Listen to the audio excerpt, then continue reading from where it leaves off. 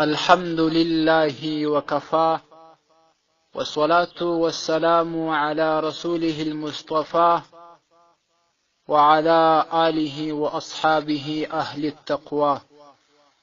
قدرمندو یو ورور پوښتنه کړې ده چې د بې اودسۍ په حالت کې او یا د نافاقۍ چې څوک جنوب وي په داسې حالت کې ذکر کول، یعنی د یا الله، یا رحمان و یا رحیم داسې ذکرونه کول په بې اودسۍ کې یا د جنابت په حالت کې روا دي او که نه دي؟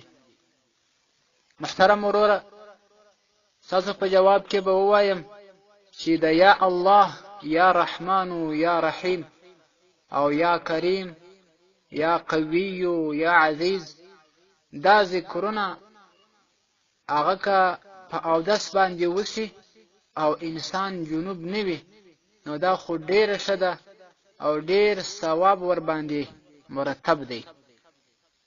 خو که لیکن یو څوک اودس ونه لري او یا د یو مشکل په وجه باندې د لږ وخت دپاره د جنابت په حالت کې وي نو بیا که دا ذکر وکړي هم ورته روا ده.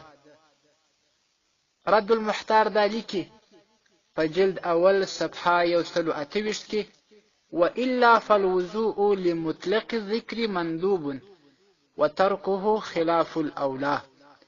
دا شان خلاصة الفتاوا دا رخي په جلد اول صفحه 210 کې او فتاوای عالمگیریه جلد اول صفحه 18 چې تبع د مکتبه رشیدیه ده، او دا شان فتاوای دارالعلوم جلد اول صفحه 143 باب الغسل.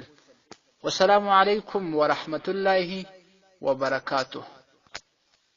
تاسې د اسلامي پوښتنو جوابونکی مولوي حکیم الله صابر الحنفي صاحب د پوښتنو لپاره د رابطې نمبر 0029 314 813 414.